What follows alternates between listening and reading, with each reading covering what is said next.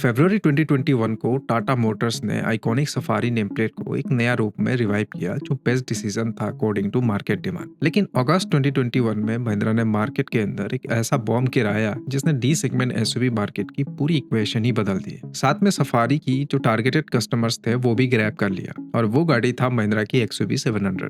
महिंद्रा ने जहां 4 साल के अंदर एक्सयूवी 700 की 2,91,712 यूनिट्स बेच दी है, वहीं टाटा ने इन 4 सालों में सफारी की 95,000 से लेकर 1,05,000 यूनिट्स ही सेल कर पाई है। और आज भी सफारी स्ट्रगल कर रहा है एक्सयूवी 700 के आगे और रिसेंटली एक्सयूवी 700 की फेसलिफ्ट भी लॉन्च हो गई है। और अभी आप पिछले 14 महीने की इस रिपोर्ट को देखो, जहां सफारी की सिर्फ 22,879 यूनिट सोल्ड हुई है, वहीं एक्सयूवी 700 की 1,08,60 यूनिट सोल्ड हो गई है, जो सफारी की सेल्स की 4 गुना है। तो आखिरकार ऐसा क्या हुआ सफारी के साथ? एक ऐसी गाड़ी जिसकी फैनबेस इतनी लॉयल थी, जो गाड़ी इंडिया की ओरिजिनल एसयूवी कहलाती थी, वो एक्सयूवी 700 के आगे इतनी बुरी तरीके से फेल क्यों हुई? तो आज हम इसी टॉपिक पर बात करेंगे और मैं आज आपको वो 4 रीजंस बताने वाला हूँ जिस वजह से सफारी की इतनी दुर्दशा हुई। तो चलिए शुरू करते हैं रीजन 1 से।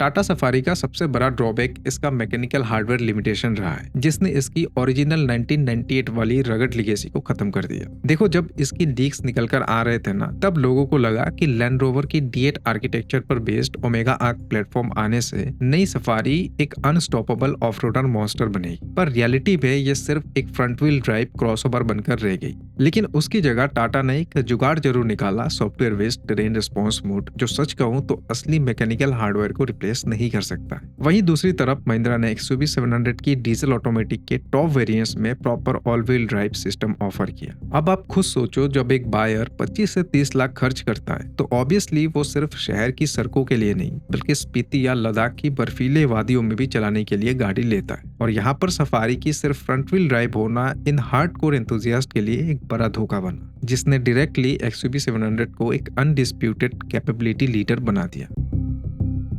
देखो, इंजन परफॉर्मेंस और फ्यूल ऑप्शंस के मामले में एक्सयूवी 700 ने सफारी को कंप्लीटली आउटक्लास कर दिया है। देखो, एक मैसिव 2 टन वजन की एसयूवी को स्मूथली चलाने के लिए रॉ पावर और ब्रूट फोर्स चाहिए होता है, और ये चीज महिंद्रा ने बहुत अच्छे से समझा। महिंद्रा ने एक्सयूवी 700 में सेगमेंट का सबसे पावरफुल इंजन दिया, 2.2 लीटर एमहॉक डीजल, जो 185 पीएस और 450 न्यूटन मीटर का मैसिव टॉर्क निकालता है। और साथ में महिंद्रा ने पेट्रोल इंजन भी ऑफर किया, 2.0 लीटर एम स्टालियन, जो 200 पीएस और 380 न्यूटन मीटर की टॉर्क देता है। वहीं टाटा सफारी पिछले 5 सालों तक सिर्फ एक ही 2.0 लीटर डीजल इंजन पर अटकी रही, जो 170 पीएस एंड 350 न्यूटन मीटर की टॉर्क प्रोड्यूस करता है। अब देखो, ये जो 100 Nm टॉर्क का डिफरेंस है, ये हाईवे ओवरटेक्स और हैवी पैसेंजर लोड में साफ फील होता है, और इसी के चलते सफारी की सेल्स बहुत डैमेज हुई। लेकिन सबसे बड़ी गलती टाटा ने पेट्रोल इंजन ना देकर की। देखो, दिल्ली एनसीआर जैसी मार्केट्स में जहां 10 साल पुरानी डीजल इंजन पर एनजीटी का बैन है, वहां प्रीमियम पेट्रोल एसयूवीज की ह्यूज डिमांड होता है। और ऊपर से BS6 की बाद से डीजल इंजन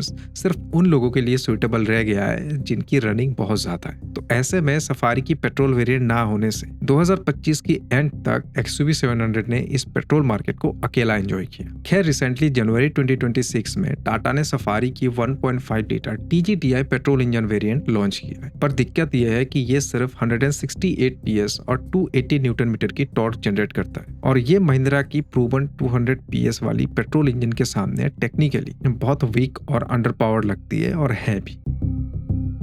देखो, मार्केट में एक्सयूवी 700 अकेली नहीं थी जिससे सफारी को लड़ना था, बल्कि उसे महिंद्रा स्कॉर्पियो एन से भी टक्कर लेनी पड़ी। और ऐसा इसलिए हुआ क्योंकि महिंद्रा ने इंडिया की एसयूवी मार्केट की कोर साइकोलॉजी को बहुत जल्दी समझ लिया और बायर बेस को 2 हिस्सों में बांट दिया। जो लोग proper rugged ladder on frame chassis, macho road presence और असली 4x4 कैपेबिलिटी वाली गाड़ी ढूंढ रहे थे, उन्हें परोसा स्कॉर्पियो है। वहीं दूसरी तरफ जो अर्बन बायर्स थे, जिन्हें luxury plus ride quality, high speed highway cruising और फ्यूचरिस्टिक फीचर्स चाहिए थे, उन्हें परोसा एक्सयूवी 700, जिसके चलते इस इंटेंस क्रॉस फायर के बीच टाटा सफारी अपनी आइडेंटिटी पूरी तरीके से खो बैठी। ना तो वो स्कॉर्पियो एन जितनी हार्डकोर ऑफ-रोडर कैपेबल बन पाई, और ना ही एक्सयूवी 700 जितनी वर्सेटाइल। सफारी इनके बीच एक front wheel drive premium MPV like crossover बनकर रह गई, और सच कहूं तो ये हैरियर की 7 सीटर वेरिएंट लगता है और कुछ नहीं। देखो, जब मार्केट तेजी से इवॉल्व हो रहा था, टाटा मोटर्स ने सफारी को फ्रेश रखने के लिए सिर्फ कॉस्मेटिक चेंजेस पर फोकस किए। कभी डार्क एडिशन तो कभी रेड डार्क या फिर एडवेंचर पर्सोना जैसे नए कलर्स में लॉन्च कर दिए गए, पर कोर हार्डवेयर में सालों तक कोई ट्रू इनोवेशन नहीं हुआ। वहीं इसके विपरीत महिंद्रा ने लगातार अपनी इंजीनियरिंग और मैकेनिक्स को पुश करता गया। जो कंप्लेंट्स थे उनको ठीक किया और कस्टमर डिमांड को अच्छे से रियलाइज किया, जिसका डायरेक्ट सबूत जनवरी 2026 में आई महिंद्रा XUV 7XO है। और इसका नतीजा सेल्स फिगर में भी साफ साफ दिखता है। भले ही टाटा ने अभी सफारी को पेट्रोल के अंदर लॉन्च कर दिया, लेकिन ये कितना सक्सेसफुल होगा ये पिछले 3 महीने की सेल्स चार्ट से थोड़ी बहुत तो अंदाजा लगाया जा ही सकता है। सो जाते जाते फाइनल कंक्लूजन ये है कि अभी सफारी को जो है 2 मेजर अपडेट की जरूरत है। सबसे पहला है all wheel drive system and second है एक स्ट्रॉन्ग पेट्रोल हाइब्रिड इंजन, क्योंकि आने वाली समय में सारे कंपनी स्ट्रॉन्ग हाइब्रिड से रिप्लेस करेंगे डीजल को, क्योंकि डीजल जैसी टॉर्क और माइलेज हाइब्रिड सिस्टम से ही पॉसिबल है। सो ये रहा आज का वीडियो। आपका क्या ओपिनियन है टाटा सफारी को लेकर, कमेंट में जरूर बताना। मिलते हैं अगली वीडियो में।